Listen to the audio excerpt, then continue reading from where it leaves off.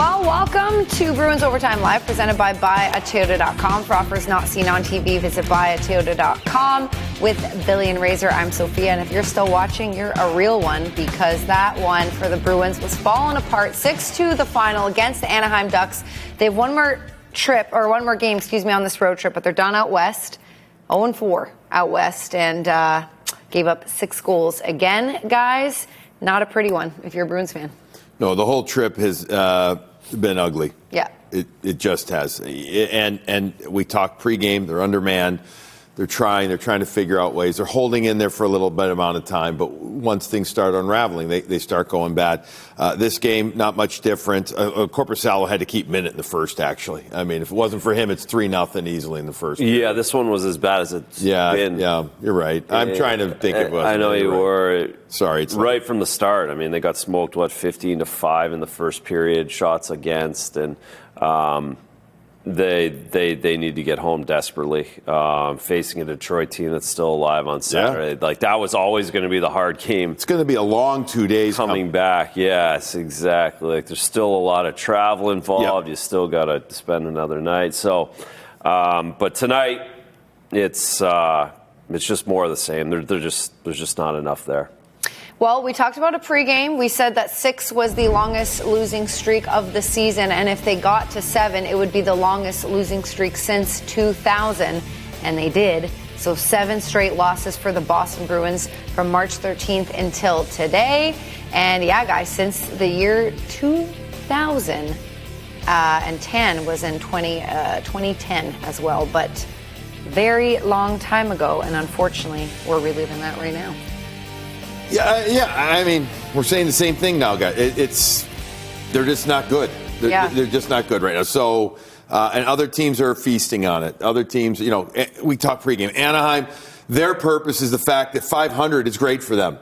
They're 20 points ahead of last year, basically, their pace. So they're like saying, hey, we're at home. Let's take advantage of this team that is down in the dumps. Let's not give them, let's not take anything off. Let's not give them a chance to feel good about themselves. And therefore, Anaheim's like, let's get the W. Well, yeah, you're at a point now where the bad teams that you're now with are saying we have a chance to win tonight. Mm-hmm. And the good teams are saying we have to win tonight. Right. They don't want to be the team. Yes, no one. So that's what you are. You're a welcomed addition to any arena right now for any team that's up against you. Razor, you mentioned, one of you guys mentioned, someone said, Joonas Korpisalo early on in the first period made some really good saves, shots 15-5.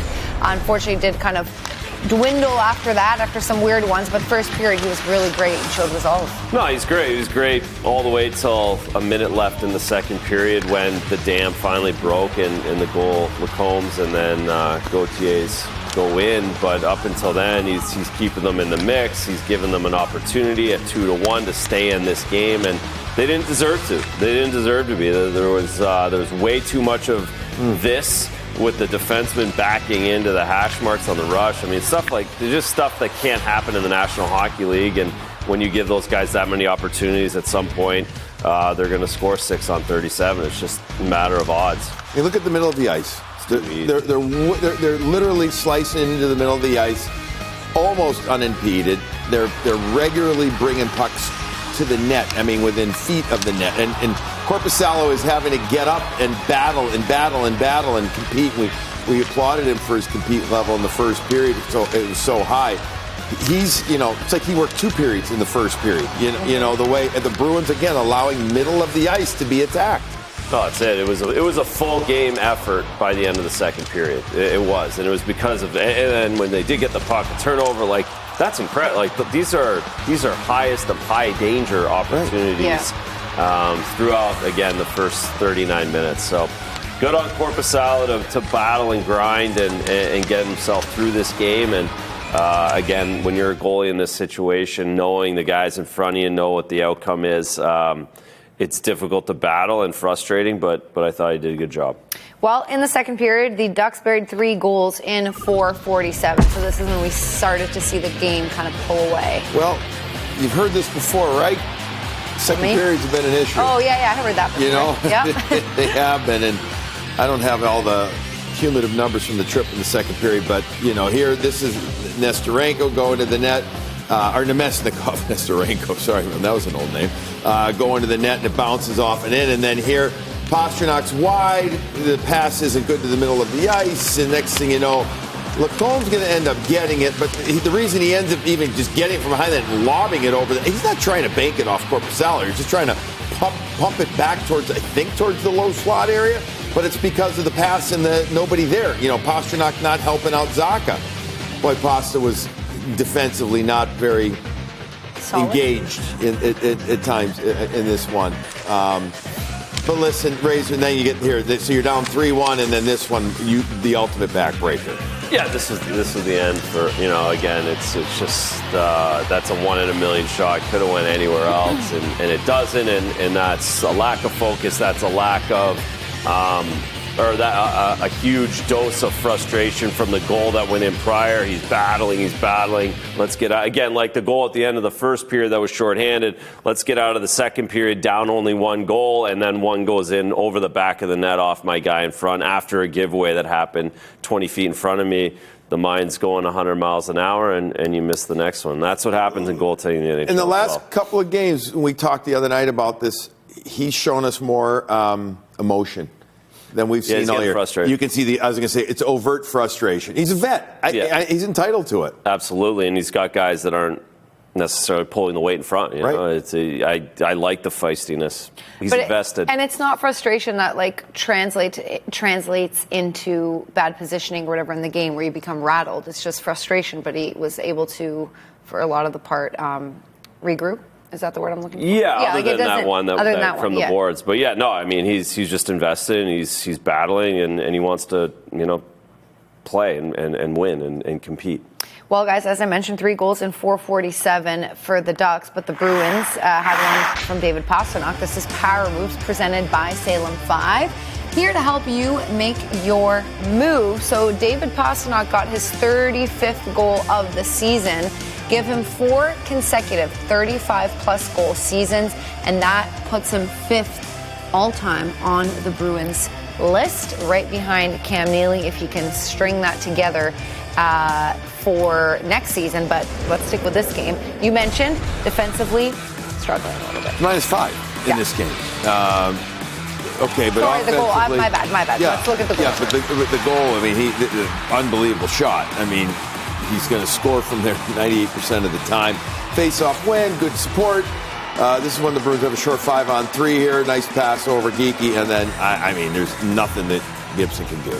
No. Again, Gibson's guessing. You can see Guess's low blocker. David pulls it in, and then zip it back against the grain. We've talked about him a million times. There's 3 guys in the world that can shoot the puck like that and score goals like that. Well, the Bruins made David Pastrnak available to talk to the media after this one, so let's have a listen.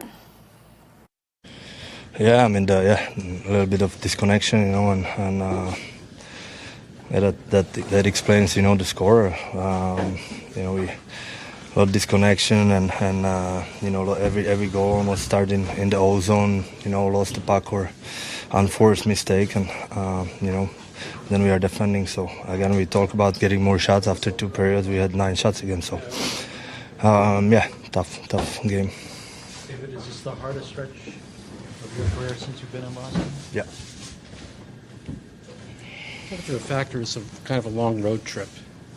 Yeah, this is been in the league long enough, and this is one of the hardest trips that you face during a season. It's long, and it's a lot of heavy teams you're playing, and you could see that in games like Vegas, LA, they just rolled over us, and today was much different. We just don't play with the puck enough, and it's a lot of it our own doing, and not taking anything away from Anaheim, but they were better at every aspect of the game today, and it wasn't. That's too many times that happened this year. So it's really hard to find the words to try to fix it. It's game 73. We shouldn't even be standing and talking about the games that like this. This is kind of games that should happen first 10, maximum 15 games in the start of the season. Here we are, game 73. So tough time. All right, our game summary is presented by M&T Bank. Together we can. The shots much improved in the third period for the Boston Bruins, but still outshot by the Ducks 37-25, 6-2. The final